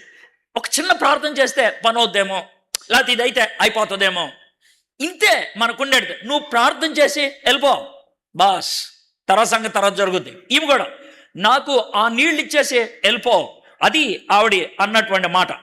తర్వాత యేసుప్రభువు వారు పెనిమిటిని తీసుకొని రా, అది ఇది అని చెప్పిన తర్వాత ఆ స్త్రీ నాకు పెనిమిటి లేడనగా యేసు ఆమెతో, నాకు పెనిమిటి లేడని నువ్వు చెప్పిన మాట సరియే, నీకు 5 పెనిమిట్లుండ్రి, ఇప్పుడు ఉన్నవాడు నీ పెనిమిటి కాడు, సత్యమే చెప్పితివని నేను. అప్పుడు ఆ స్త్రీ, అయ్యా నీవు ప్రవక్తవని గ్రహించున్నాను. నేను యాక్చువల్గా ఆ మాట చూపించాలని చదివించాను. నీవు ప్రవక్తవని గ్రహించుచున్నాను. యేసు ప్రభు వారు యాక్చువల్గా ఆ అమ్మాయి జీవితాన్ని బయట పెట్టేశాడు. నీకు 5 పెనిమిట్లు ఉన్నారు, ఇప్పుడున్నవాడు పెనిమిటి కాదు. జాగ్రత్త వినండి. ఈ సమరీ స్త్రీ వేశ్య కాదు, షీఈస్ నాట్ ఏ ప్రాస్టిట్యూట్. వేశ్య కాదు. ఎందుకు కాదన్నానంటే, వేశ్య దగ్గరకు వచ్చేటువంటి మొగోళ్ళు వాళ్ళు పెనిమిట్లు కాదు, వాళ్ళు కస్టమర్లు. వాళ్ళు పని ముగించుకొని డబ్బులు ఇచ్చేసి వెళ్ళిపోయేవాళ్ళు. కాబట్టి వాళ్ళని పెనిమిట్లు అనరు. కొంతమందికి ఒకవేళ ఒక రాత్రి ఒకడితో గడిపితే మళ్ళీ జీవితంలో ఆడి ముఖం చూడకపోవచ్చు, వాడెవడో కూడా తెలియకపోవచ్చు. అలాంటి పరిస్థితులు వాళ్ళకు ఉంటాయి. అయితే ఈమె అలాంటిది కాదు. 5 పెనిమిటి ఏ విధంగా ఉంటాడో ఆమెతో వాళ్ళు అలా ఉన్నారు. ఆ తర్వాత ఇప్పుడున్నవాడు కూడా 6వాడు అలాంటోడు. ఈమెను మన జీవితంలోకి ఒక విధంగా ఈమెలో నన్ను నేను చూసుకోగలనా అని అనుకోవాలనుకుంటే ఈ ఏరియా ఒకటి సింక్ అవుతుంది. అని అంటే మనలో చాలామందికి చాలా అంటే చిన్న వయసు నుంచి, మేబీ టీనేజ్ నుంచే కొన్ని కోరికలు పుడతాయి. ఒక అబ్బాయిని చూసినప్పుడు అమ్మాయికి, ఒక అమ్మాయిని చూసినప్పుడు అబ్బాయికి. అది కొన్నిసార్లు ఒక రిలేషన్లోకి వెళ్ళాలి అనేటువంటి ప్రయత్నం ఉంటుంది. లవ్ లెటర్లు రాయటం ఉంటుంది, మెసేజ్లు పంపించుకోవటం ఉంటుంది, రిలేషన్లో కొనసాగుతారు. నాకేం తెలీదు అనొద్దు అడ్డాల పాలెం వాళ్ళు. మీరు అనొద్దు ఆ మాట, ప్లీజ్ వినండి. నేను మిమ్మల్ని తిడుతూ ఈ మాటలు చెప్పట్లా, వాస్తవాన్ని తీసుకొస్తున్నాను. సమరీ స్త్రీ కథను పబ్లిక్గా ఎందుకు యేసుప్రభువు వారు పరిశుద్ధాత్ముడి ద్వారా మనకి ఇచ్చాడు ఏంటంటే, మనలో చాలామందికి అది సింక్ అవుతుంది, అది సెట్ అవుతుంది. అందుకని కాబట్టి నువ్వు మేబీ ఒకళ్ళతో రిలేషన్లో ఉన్నావు. రిలేషన్ అని అంటే సెక్స్ చేసేసావు అని నేను అంటలేదు. చేసి ఉండొచ్చు, చేయి ఉండకపోవచ్చు. పెళ్లి చేసుకోవాలి అనుకున్నాము, ఇతనే నాకుంటే బాగుంటుంది, ఈమె నాకుంటే బాగుంటుంది అనుకున్నాము. కొన్ని రోజుల తర్వాత ఏదో గొడవ వచ్చింది, వదిలేసావు, ఇంకోటి దగ్గరికి వెళ్ళావు, వదిలేసావు, ఇంకోటి దగ్గరికి వెళ్ళావు. ఆ రిలేషన్లో ఉన్నప్పుడు నీ ఊహల్లో, నీ కోరికల్లో బహుశా నువ్వు కొంచెం ప్రార్థన చేసే వ్యక్తి అయితే ప్రార్థనలో ఇతనే నా భర్త, ఈమె నా భార్య అని కూడా ఉంటావు. That's what the scene is. 5గురిని మార్చింది ఆమె. ఒకవేళ కనుక మీకు ఓపిక ఉంటే, 1 గంట టైం ఉంటే, ఫేస్బుక్లో చాలా ప్రొఫైల్స్ ఉంటాయా, ఫేస్బుక్లో పేజెస్ ఉంటాయా, మీకు తెలియని వాళ్ళ పేజీలన్నీ చూస్తే వాళ్ళకంటూ ఒక స్టేటస్ ఉంటుంది. ఆ స్టేటస్ చూడండి. కొన్ని స్టేటస్లో హార్ట్ కనబడుతుంది, కొన్ని స్టేటస్లో పగిలిపోయిన హార్ట్ కనబడుతుంది, కొన్ని స్టేటస్లో కన్నీరు కారుస్తున్న హార్ట్ కనబడుతూ ఉంటుంది. ఏంటిది? ఇది ఒక స్టేటస్. ఈరోజు నేను రిలేషన్లోకి వచ్చాను, అది హార్ట్. ఈరోజు రిలేషన్ బ్రేక్ అయ్యాను, హార్ట్ బ్రేక్ అయిపోయింది. బ్రేక్ అయిన రిలేషన్ గురించి ఏడుస్తున్నాను, కన్నీరు. ఎన్ని రకాలైనటువంటి స్టేటస్లు కనబడతాయో. మీరు ఒకవేళ మీ గతం ఒక 5 ఏళ్లలో మీరు మార్చిన స్టేటస్లు, 5 ఏళ్లలో మీరు పెట్టినటువంటి థంబ్నెయిల్స్ ఒకసారి ఆలోచించండి. That speaks about your life. That speaks about your life. ఈ అమ్మాయి 5 సార్లు ప్రొఫైల్ పిక్చర్లు మార్చింది. ఇప్పుడు 6వ ప్రొఫైల్ పిక్చర్లో ఒక అబ్బాయి ఉన్నాడు. యాక్చువల్గా చెప్పాలంటే పెనిమిటి కాడు అనేది లీగల్లీ రైటే. నేను పెళ్లి చేసుకోలేదుగా. యేసు ప్రభు వారు అన్నాడు, నువ్వు చెప్పింది కరెక్టే, పెనిమిటి కాదు, కానీ పెనిమిట్లు ఉన్నారు నీకు. భర్త కాదాళ్ళు, లీగల్లీ యువర్ రైట్, కానీ మోరల్లీ వాళ్ళని భర్తలాగా చూశాను, అందుకనే వాళ్ళ గురించి నేను చెప్తున్నాను అని అంటే ఆవిడ ఒప్పుకుంది. ఎలా తెలుసు ఒప్పుకుందని? అయ్యా, ఇంత విషయాలు నీకు ఎలా తెలుసు? నా లైఫ్లోకి నువ్వు ఎలాగొచ్చేయగలిగావు? How could you come inside? Are you a prophet? దీంతో మీకేమర్థం అవుతుంది? ఈ సమరయ స్త్రీ మనం అనుకున్నట్లు బజారు మనిషి ఏం కాదు. ఆవిడికి లేఖనాలు తెలుసు, ఆవిడికి చరిత్ర తెలుసు, ఆమెకు కొద్దో గొప్ప ఆమెకు ఆ సంస్కృతి గురించి కూడా తెలుసు. కాబట్టి చెప్పింది, నువ్వు ప్రవక్తవా అని ఆమె అడగటం మొదలుపెట్టింది. ఆ తర్వాత ఆమె ఎంత తెలివిగలదో మనం ఉపయోగించే తెలివితేటలే ఉపయోగించింది. ఏమండి, మాకు ఒకటి ఉన్నది ఏంటనంటే, మెస్సయ్య వస్తాడని, వస్తే కనుక ఆ కొండ మీద ఆరాధించాలా, ఈ కొండ మీద ఆరాధించాలో మాకు తెలియదు కదా, ఆయన వస్తే చెప్తాడని. ఆమె ఇప్పుడు చూడండి, యేసు ప్రభు వారు ఆమె గురించి పర్సనల్ క్వశ్చన్స్ అడుగుతా ఉన్నాడు. పర్సనల్ క్వశ్చన్స్, నీ భర్త అనే పర్సనల్ క్వశ్చన్స్. ఆ పర్సనల్స్లోంచి జనరల్లోకి తీసుకొచ్చేసింది ఆమె. జనరల్లోకి తీసుకొచ్చి థియాలజీ అడుగుతుంది ప్రశ్నలో. మెస్సయ్య వస్తాడంట కదా అని థియాలజీ. నేను చాలా యూత్ మీటింగ్స్కి వెళ్తాను కదా, యూత్ మీటింగ్స్లో ఒక గంభీరమైనటువంటి వర్తమానం ఇచ్చి, లైఫ్ ట్రాన్స్ఫర్మేషన్ కోసం ఒక వర్తమానం ఇచ్చి, సాల్వేషన్ వర్తమానం ఇచ్చిన తర్వాత Q&A పెడితే కనుక వాళ్ళు అడిగేటువంటి కొన్ని క్వశ్చన్స్ నాకు క్లియర్గా అర్థమైంది. ఏంటంటే, వాళ్ళకి గాయమైంది, కానీ వాళ్ళు తట్టుకోలేక తప్పుదావ పట్టించడానికి అడిగేటువంటి ప్రశ్నలు.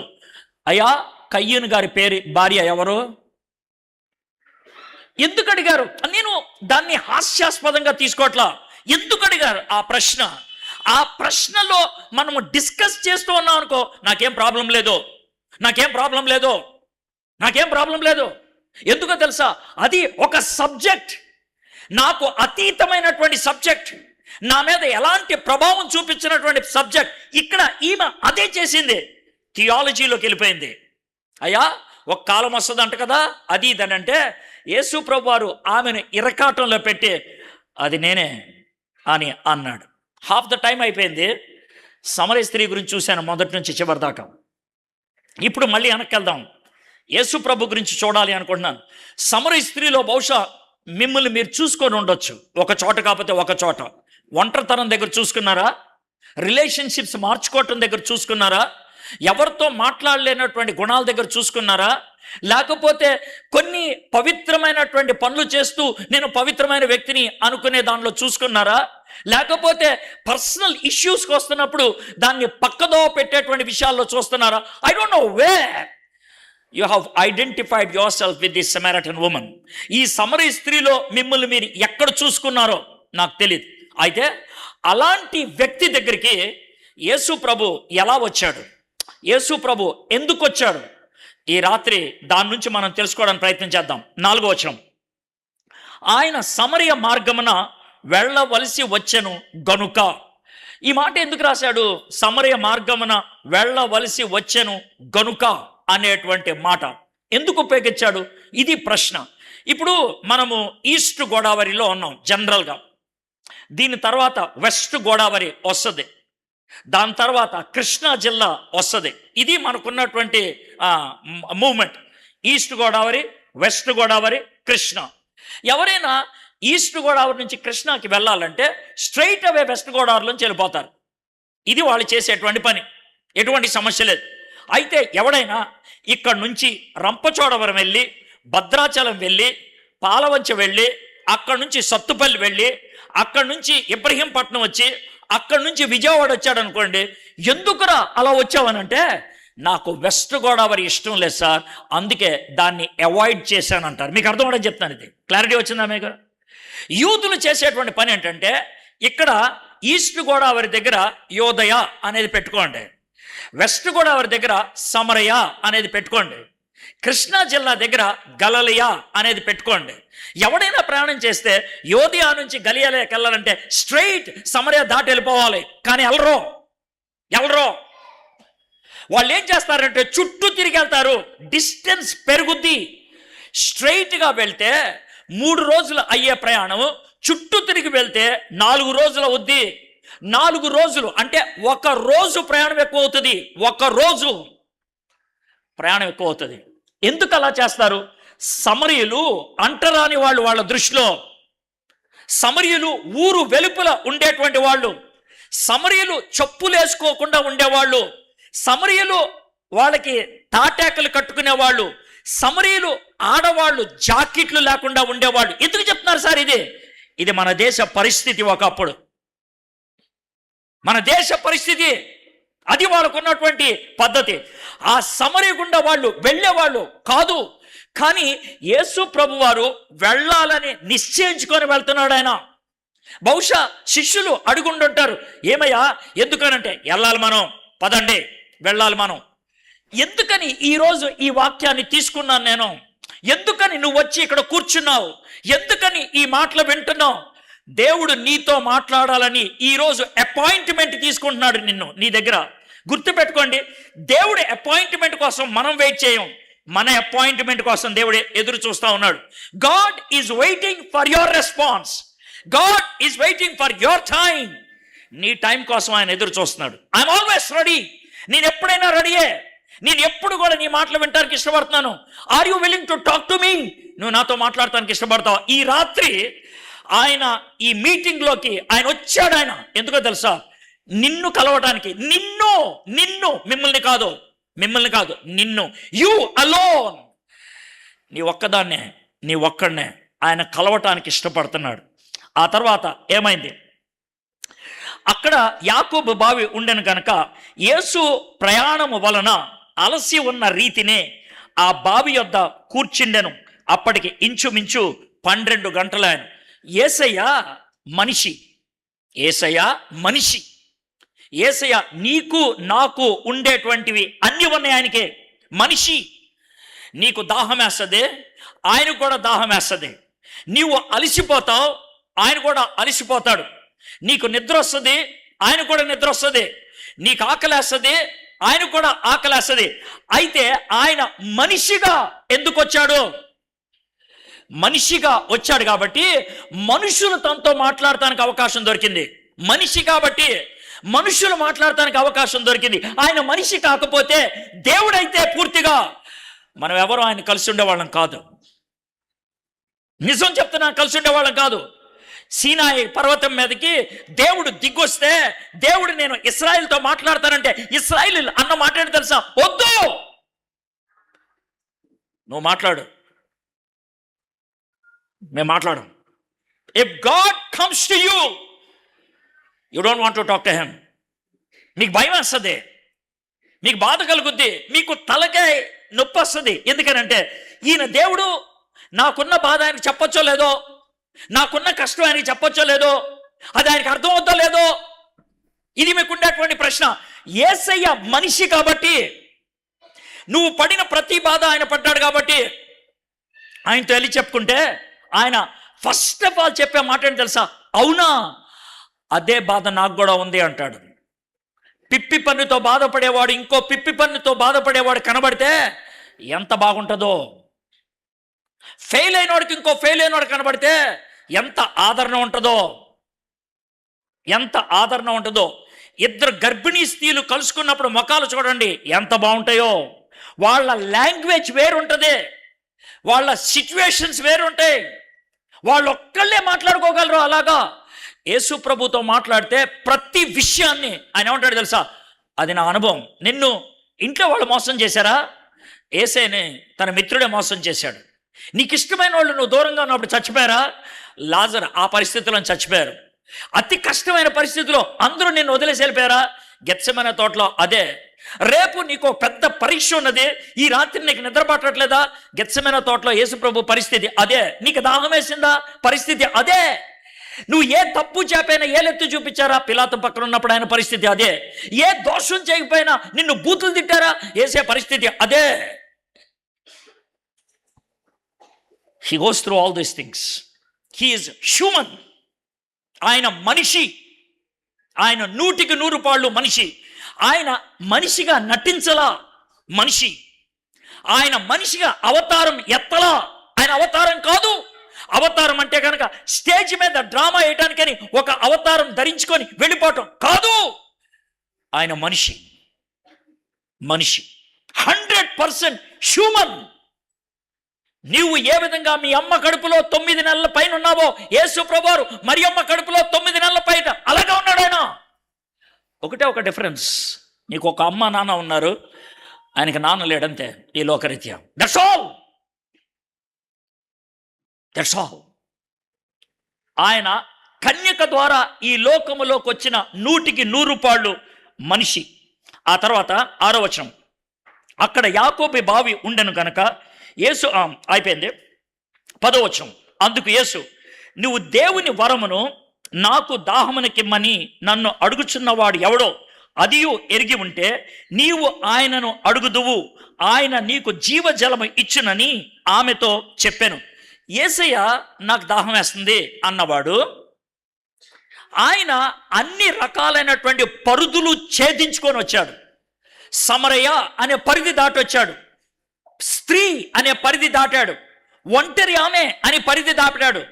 ఒంటరిగా ఉన్నది ఈమె మంచిది కాదు అని తెలుసు, అయినా కూడా పరిధి దాటాడు. యేసయ్య అమ్మాయితో మాట్లాడటానికి ఆ అమ్మాయి మంచిదని కాదు, ఆ అమ్మాయి అవసరతలో ఉంది అని.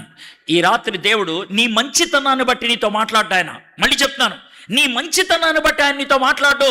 ఆయన కృపను బట్టి నీతో మాట్లాడతాడు, ఆయన ప్రేమను బట్టి నీతో మాట్లాడతాడు. ఆ ప్రేమతో ఆమెతో మాట్లాడుతూ అన్నాడు, అమ్మా నేను నీళ్ళు ఇవ్వగలను అని అంటే అందుకు ఎందుకు అడుగుతున్నావా నన్ను నీళ్ళు అంటే, నేనెవరినో నీకు తెలిస్తే ఆ ప్రశ్న వేయవు. అప్పుడు ఆ స్త్రీ, అయ్యా ఈ బావి లోతైనది, చేదుకున్నట్టు ఇంకేమీ లేదు, ఆ జీవజలము ఎలాగూ నీవు దొరుకును. జీవజలము, have you understood that word? జీవజలము. ఒకవేళ సమరీ స్త్రీకి అసలు ఏమీ తెలియదు అనుకో, జీవజలం అంటే ఏంటి అని ఉండేది అనలామే. మీకు అర్థమవుతుందా? జీవజలం అంటే ఏంటండి అని ఉండేది. అనలేదమ్మా ఆ మాట, అనలా. ఎందుకు అనలేదు? ఆమెకి లేఖనాలు కొద్దో గొప్ప తెలిసేమో. ఎడారిలో జీవజలాన్ని కలిగించేటువంటి వాడు ఆయనే, నీటి బుగ్గలు పుట్టించేటువంటి వాడు ఆయనే. నేను జీవజలాన్ని అనంటే బకెట్తో తెచ్చేది కాదు, అది తోడితే వచ్చేది కాదు. జీవజలం, లివింగ్ వాటర్, అది నేను ఇవ్వగలను. I can give. యేసు ప్రభువారు ఒక్కసారిగా నీరు అనేటువంటి పరిస్థితిని ఉపయోగించి దాహం అనేటువంటి స్థితిని తాను బహిర్గతం చేసి దాంట్లోంచి జీవజలం నేను ఇవ్వగలను అని చెప్పడం దగ్గరికి వెళ్ళాడు. వెళ్తే 13వ వచనం, అందుకు యేసు, ఈ నీళ్లు త్రాగు ప్రతివాడును మరలా దప్పిగొనును, నేనిచ్చు నీళ్లు త్రాగువాడు ఎప్పడను దప్పిగొనడని, నేను నీకిచ్చు నీళ్లు నిత్య జీవమునకై వానిలో ఊరడి నీటి బొగ్గగా ఉండనని ఆమెతో చెప్పాను. ఎంత బ్యూటిఫుల్గా ఆ యొక్క సిచ్యువేషన్లో తీసుకొచ్చాడు. ఐఎమ్ మ్యాన్, నేను మనిషిని. ఐఎమ్ థర్స్టీ, నాకు దప్పికొన్నది. ఐఎమ్ టైర్డ్, నేను నీరసించిపోయాను. Can you please give me water అని ఒక సంభాషణ మొదలుపెట్టి, అమ్మా నీ దగ్గర నేను నీళ్లు అడుగుతున్నాను కానీ నా దగ్గర వేరే నీళ్లు ఉన్నాయి, ఆ నీళ్లు తాగితే నీకు ఇంకెప్పటికీ దప్పికేదు. అవునా? వీళ్ళిద్దరి మధ్యన ఒక చిన్న కన్ఫ్యూషన్ ఉన్నది. యేసు ప్రభు మాట్లాడుతుంది ఆత్మీయ నీరు గురించి, ఆమె మాట్లాడుతుంది రోజు తాగే నీరు గురించి. బట్ స్టిల్ కాన్వర్జేషన్ ముందుకెళ్ళిపోతుంది. యేసే అంటున్నాడు, నేను ఇచ్చేటువంటి నీళ్లు తాగితే మళ్ళీ దప్పికొను. మనం గుర్తుపెట్టుకోండి, ఈ ప్రపంచంలో ఇది నాకు చాలు అని ఎప్పుడైనా నువ్వు అనగలవా? ఒకవేళ మందు కొట్టేవాడు అనుకోండి, మందు కొట్టేవాడు అని నేను కొంతమంది కుర్రలను చూశాను, అర్థమైందా? వాళ్ళతో నేను డైలాగులు కూడా వేశాను. నేను బాగా బీర్ తాగేవాడిని అప్పట్లో, బిగినింగ్లో. ఆ తర్వాత విస్కీ, రమ్ము అవి వచ్చినాయి. బీర్ తాగేటువంటి దినాల్లో ఫస్ట్ టైం బీర్ తాగితే ఒక బాటిల్ తాగంగానే, బాటిల్ దాకా తాగరు, ఒక గ్లాస్ తాగంగానే కళ్ళు తిరిగిపోవటం, వాంతులు అయిపోవటం జరుగుతూ ఉండేది. అయితే నెమ్మదిగా పెరుగుద్ది. ఎట్ ఎ టైం 5 బాటిల్స్ తాగగలిగే స్థాయికి వచ్చాను నేను. 5 బాటిల్స్ తాగి స్టడీ, అది స్థాయి, అర్థమైందా? లెవెల్ పెరగటం అంటే అది లెవెల్ పెరగటం. ఒకవేళ ఎవడైనా బీరు తాగడం మొదలుపెట్టి సంవత్సరం తర్వాత కలిసి అప్పుడు కూడా ఒక బాటిలే తాగితే వాడిని ఏమంటుందా? సార్ ఏరా ఇంకా ఒక బాటిలేనా,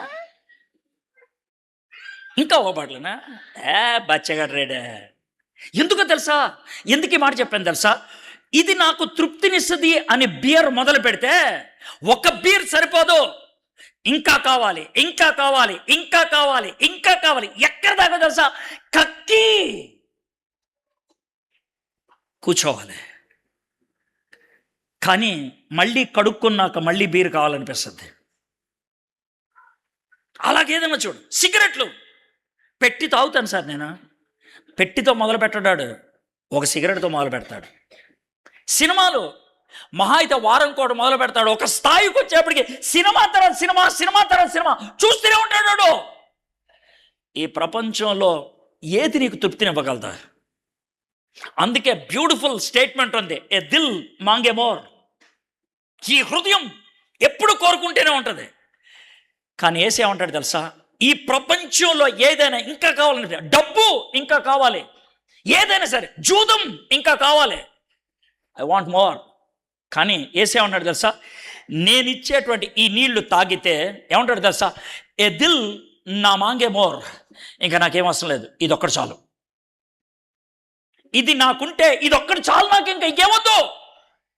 ఇది తృప్తినిచ్చింది నాకు, ఇది పరిపూర్ణతనిచ్చింది నాకు. This is enough. గుర్తుపెట్టుకోండి, యేసు ప్రభుకి యాడ్ చేయాల్సింది ఏమీ లేదు, తీయగలిగే దమ్ము లేదు ఎవడికే. You cannot add anything to Jesus. యేసయ్యకి ఇంకేమన్నా కలపమంటారా? లేదా, యేసయ్య పరిపూర్ణం. రౌండ్ పూర్తి అయిపోయింది. రౌండ్ పూర్తయిన తర్వాత కలిపితే అది రౌండ్ అవదు. You can add nothing to a circle. సర్కిల్కి యాడ్ చేయగలిగేదా ఉందా? Nothing. When Jesus comes into your life, you are a complete circle. Yesu ప్రభు నీ జీవితంలోకి వస్తే నువ్వు ఒక పరిపూర్ణ గుండ్రం అయిపోయావు. Nothing can be added to it. ఏమి యాడ్ చేయలేవు దానికి, ఏమి యాడ్ చేయలేవు. అమ్మా, నేను ఇచ్చేటువంటి నీళ్లు నీకు నిత్య జీవం అవుతుంది. నేనిచ్చి నీళ్లు తాగి వాడెవడును దప్పికొనడు. నేను వానికిచ్చి నీళ్లు నిత్య జీవమునకై వానిలో ఊరడి నీటి బుగ్గగా ఉండునని ఆమెతో. అంటే అర్థం ఏంటి సార్? అది పూర్తిగా వస్తూనే ఉంటుంది. ఆ ఆస్వాదం, ఆ అనుభవం, ఆ దేవుని సన్నిధిలో ఉన్నటువంటి ఆ అనుభూతి తన్మయత్వంలో తీసుకెళ్ళి అలా పడిపోతాం. దీన్నే ఒక విధంగా చెప్పాలంటే యోహాను భక్తుడు పద్మస్ ద్వీపంలో ఏమంటాడు తెలుసా? నేను చచ్చిన వారి వలె పడి ఉంటేనే. చాలా బ్యూటిఫుల్గా ఉంటుంది. యేసయ్య ఆ విధంగా చెప్పాడు. యేసు, నువ్వు వెళ్ళి నీ పెనిమిట్టును, 16వ వచనం, నువ్వు వెళ్ళి నీ పెనిమిట్టును పిలుచుకుని ఇక్కడికి రమ్మని ఆమెతో చెప్పాను. యేసయ్య మన జీవితంలోకి ఒక సంభాషణ ద్వారా దగ్గరకు వస్తే జాగ్రత్త అన్నాడు. సంభాషణ ద్వారా దగ్గరకు వస్తే జాగ్రత్త అన్నాడు. సంభాషణ ద్వారా దగ్గరకు వస్తే ప్రశ్న ద్వారా లోనకు వస్తాడు. ప్రశ్న ద్వారా లోనకు వస్తాడు. Can I come in? అదో ప్రశ్న. Can I SIT here? ప్రశ్న. ఒక ప్రశ్న ఆయనకు జవాబు ఇస్తే అది ఆయన్ని మనలోకి తీసుకొస్తుంది. ఈయన అడిగిన ప్రశ్న, నీ పెనిమిట్టను తీసుకురా అంటే, యేసు ప్రభువారు పెనిమిట్టను తీసుకురా అని అన్నప్పుడు ఆమెకి ఉన్నటువంటి సిచ్యువేషన్ తెలీదా? తెలుసు. బైబిల్లో చాలాసార్లు ఈ ప్రశ్నలు అడిగారు. ఆదాము ఎక్కడున్నావు? యేసయ్యకి తెలీదా? లేదా దేవుడికి తెలీదా? ఎందుకు అడిగాడు? దానికి జవాబు ఆదాము జీవితంలోకి వచ్చింది. కయ్యీని అడిగాడు, ఏబేలు ఎక్కడున్నాడు? ఏబేలు ఎక్కడున్నాడు? ఏలియాని అడిగాడు, ఏలియా ఇక్కడేం చేస్తున్నావు నువ్వు? ఇక్కడేం చేస్తున్నావు నువ్వు? యాకోబు నీ పేరేంటి? నీ పేరేంటి? నీ పేరేంటి? ఎందుకు అడిగాడు ఈ ప్రశ్నలు? తెలుసుకోవడానికి కాదు, కళ్ళు తెరపించడానికి. తెలుసుకోవడానికి కాదు, కళ్ళు తెరిపించడానికి. దేవుడు వాక్యం ద్వారా మన దగ్గరకు వచ్చినప్పుడు, దేవుని వాక్యం మన జీవితంలో పనిచేయటం మొదలు పెడితే చేసే మొట్టమొదటి పని ఏంటి తెలుసా? మనము జవాబు చెప్పలేని ప్రశ్నలు మన ముందు నిలబడతాయి. బయటవాడు అడిగే ప్రశ్నలకి మన దగ్గర జవాబులు ఉంటాయి. మన గుండె లోతుల్లోంచి వచ్చే ప్రశ్నకి జవాబు ఉండదు. I don't have an answer for the question I have.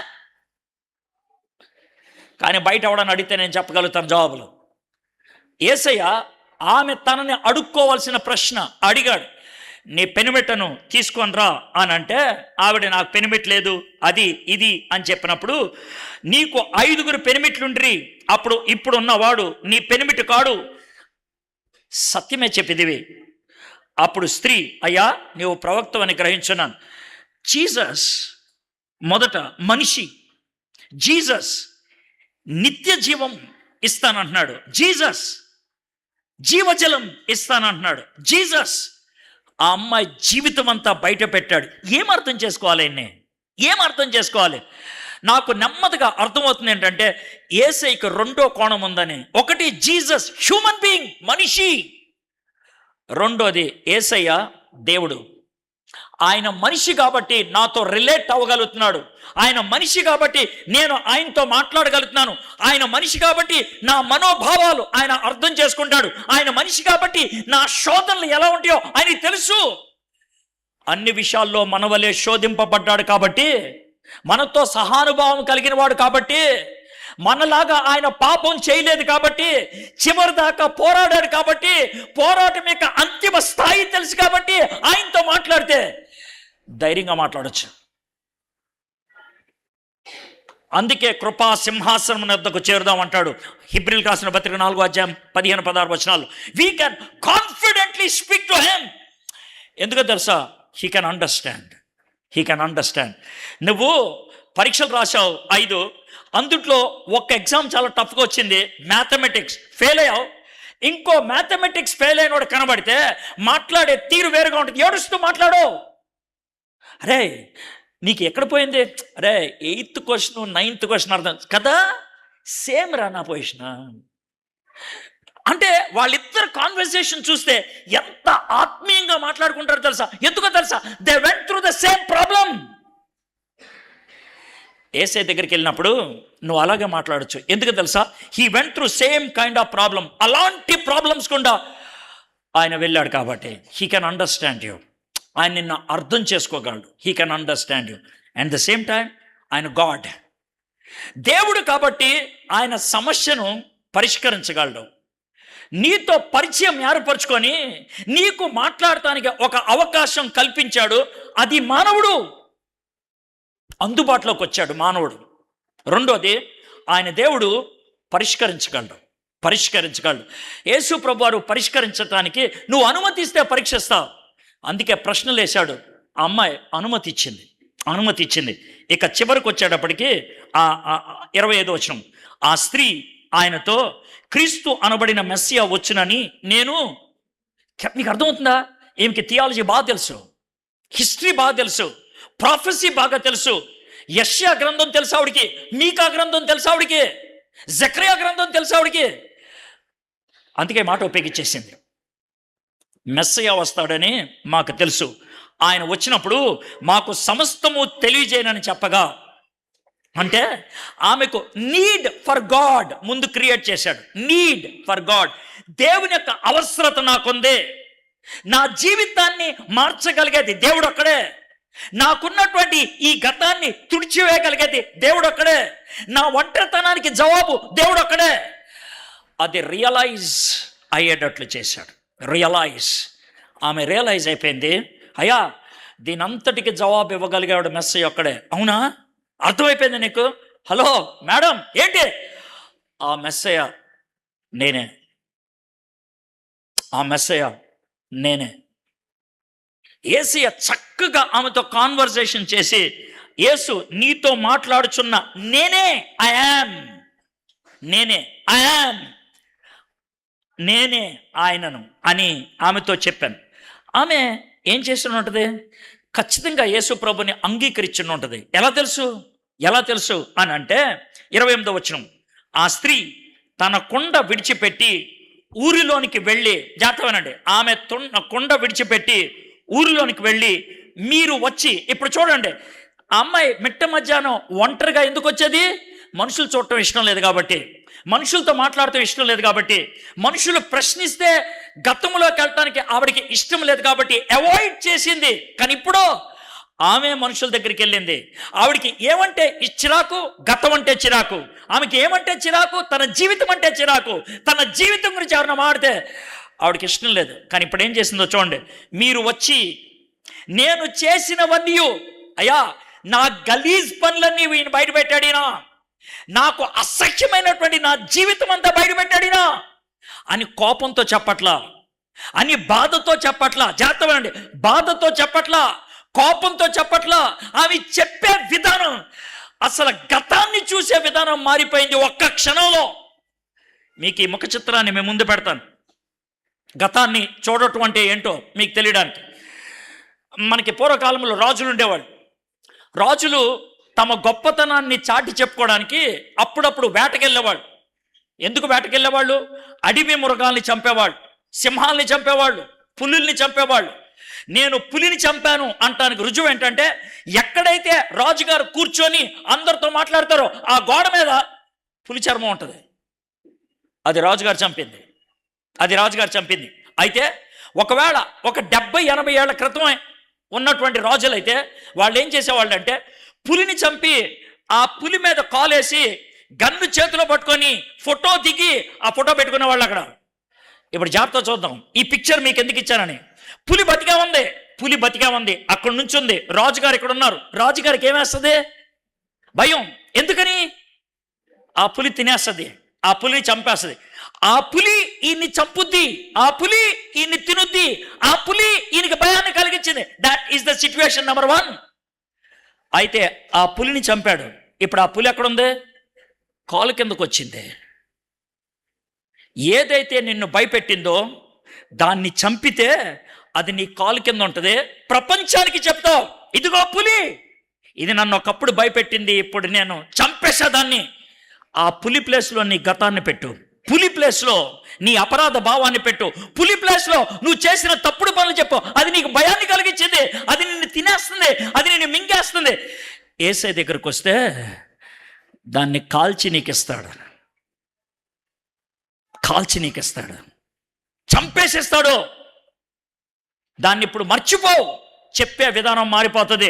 నేను ఒకప్పుడు డ్రగ్ అడిక్ట్ని చెప్తా, నేను ఒకప్పుడు కెమెరా డాన్సర్ని చెప్తా. పౌలు గారు నేను హింసకుణ్ణి, దూషకుణ్ణి చెప్పాడు. That's no problem at all, that's my past.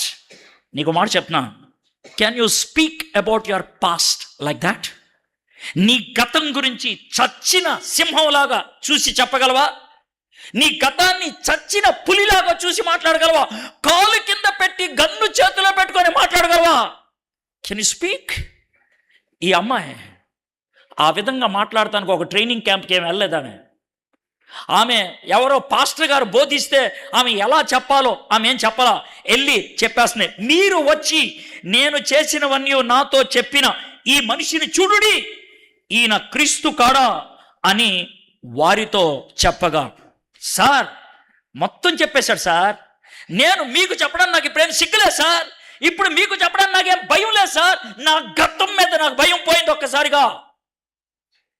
I can speak. సాక్ష్యం ఇచ్చింది. ఆ సాక్ష్యంతో ఆ ఊరు వాళ్ళంతా వాళ్ళేం మారలా. సూచన ఇదే, బోర్డుగా తీసుకున్నారు. ఈయన క్రీస్తు కాడా అంటే సమరీ స్త్రీని పట్టుకోలా, ఈయన క్రీస్తు కాడా అనే బోర్డు చూసుకొని పరిగెత్తుకుంటా యేసయ్య దగ్గరకు వచ్చి యేసయ్యని ప్రశ్నలు అడుగుతూ ఉంటే యేసయ్య దగ్గర వాళ్ళు సమాధానం పొంది, do you know what they said?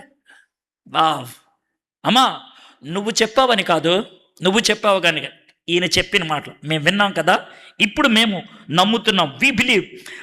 39, నేను చేసినవన్నీ నాతో చెప్పినని సాక్ష్యం ఇచ్చిన స్త్రీ యొక్క మాటను బట్టి ఆ ఊర్లోకి సమరయల్లో అనేకులు ఆయన యందు విశ్వసించిరి. అనేకులు ఆయన యందు విశ్వసించిరి. వావ్! నీ సాక్ష్యం, నీ మారిన జీవితం 10 మందిని తీసుకురావటం, 10 మందిని ప్రభు దగ్గరికి తీసుకురావటం, అది జరుగుతుంది. Has it happen? Has it happen? ఎంతమందికి నీ సాక్ష్యం ప్రభు దగ్గరికి ఆకర్షించడానికి దోహదపడింది? అమ్మాయి 5గురితో తిరిగి 6వ వాడితో తిరుగుతున్నటువంటి చెడ్డ మనిషి, చర్చికి వచ్చే మనిషి, మనకు అర్థమయ్యే భాషలో చెప్తున్నాం, బైబిల్ తెలిసిన మనిషి, థియాలజీ తెలిసిన మనిషి, ఎప్పుడైతే యేసు ప్రభు దగ్గరికి వచ్చిందో, ఆ జీవ జలాన్ని ఆమె పొందిందో, ఆ నిత్య జీవాన్ని తాను అనుభవించిందో, యేసుని మెస్సీగా స్వీకరించిందో, వెళ్ళి ఊరిని మోసుకొచ్చింది. It did not take days, it did not take weeks, it take few minutes, కొన్ని నిమిషాలు. She went and brought the village, ఆ గ్రామాన్ని తీసుకొచ్చింది. What about you? What about you? మీ పరిస్థితి ఏంటి? మీ పరిస్థితి ఏంటి? Have you come to Jesus Christ, the living water? జీవ జలమైనటువంటి యేసు ప్రభు దగ్గరికి మీరు వచ్చారా? ఆ జీవ జలపు ఊట నీలో ఉందా? నీకు తృప్తి యేసయ్య ఇవ్వగలిగాడా? ఆ తృప్తి నీ లేకపోతే ఎక్కడో వచ్చాడు, ఎవరో ఒకళ్ళ దగ్గర ఆ తృప్తి కోసం జీవితాంతం ప్రాధేయపడుతూనే ఉంటాం. Is that your life? Are can you say I have enough, నాకు చాలు ఇది, ఐ హ్యావ్ ఇనఫ్? ఆ మాట చెప్పగలుగుతాం. ఫ్రెండ్స్, సమరయ స్త్రీలాగా మీరు కూడా ఒంటరితనంలో ఉన్నారు. యేసయ్య మీ దగ్గరికి జవాబు తీసుకొచ్చాడు. ఖచ్చితంగా మీలో ప్రశ్నలు లేవనెత్తునుంటాయి. ఆ ప్రశ్నల ద్వారా ఆయన మనసులోకి రావడానికి ఇష్టపడుతున్నాడు. చివరికి యేసయ్య అంటున్నాడు, నీకు జవాబు ఇచ్చేది నీదే. నీ గతాన్ని తుడిచేయగలిగింది నేనే. నీ గతాన్ని వేరే దృక్పథంతో చూడగలిగేటట్లు చేయగలిగేది నేనే. Can you believe in me? నా యందు విశ్వాసం ఉంచగలవా? తలంచండి, కళ్ళు మూసుకోండి. మా దేవా, మా ప్రభువా, సమరయ స్త్రీ, చాలాసార్లు ఈ అధ్యాయాన్ని మేము చదువుకుంటూ వచ్చాం.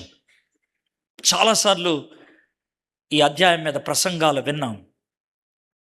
ప్రభువా, ఇందులో ఉన్నటువంటి సమరయ స్త్రీ నాలాంటిది అని నేను చూడగలుగుతున్నాను. షీఈస్ జస్ట్ లైక్ మీ, షీఈస్ జస్ట్ లైక్ మీ. ఆమెను వెతుక్కుంటూ వెళ్ళిన నువ్వు నన్ను కూడా వెతుక్కుంటూ వచ్చావు. ఇక్కడ ఆడియన్స్లో అలాంటి వాళ్ళు ఉన్నారు ప్రభా, వెతుక్కుంటూ వచ్చావు. థ్యాంక్ యూ, థ్యాంక్ యూ ప్రభా. అయితే సంభాషణ కొనసాగింది, ప్రశ్న వేశావు, జవాబు గుండెల్లోకి దిగింది ప్రభా. దానికి నువ్వు పరిష్కారం ఇచ్చావు. నేను జీవజలాన్ని ఇస్తాను, నిత్య జీవాన్ని ఇస్తాను. మెస్సయ్య నేను, మెస్సయ్య నేను. నీ గురించి అంతా తెలిసి చెప్తున్నాను ఈ మాట. నీ గురించి నాకు మొత్తం తెలుసు. సిగ్గుపడాల్సిందేం లేదు, నువ్వు భయపడాల్సిందేం లేదు. జస్ట్ టెల్ మీ, నాతో చెప్పు, ఐ విల్ టేక్ కేర్. ఎంత స్పష్టంగా చెప్తున్నావు ప్రభా. ఇక్కడున్నటువంటి వాళ్ళు ఎవరైనా ఎవరైనా ఎవరైనా ఇంకా నిన్ను సొంత రక్షకుడుగా అంగీకరించకుండా జీవితాన్ని గడిపేస్తుంటే మళ్ళీ ఇలాంటి సమయం రాదేమో, మళ్ళీ ఇలాంటి అవకాశం రాదేమో. ప్రభా, అవకాశం ఉన్నప్పుడే, మీరు సమయం ఇచ్చినప్పుడే అంగీకరించగలటకు సహాయం చేయండి ప్రభా. ఈ అద్భుతమైన సమయానికి వందనాలు చెల్లిస్తూ యేసు నామములో ప్రార్థన చేయుచున్నాం తండ్రి, ఆమేన్.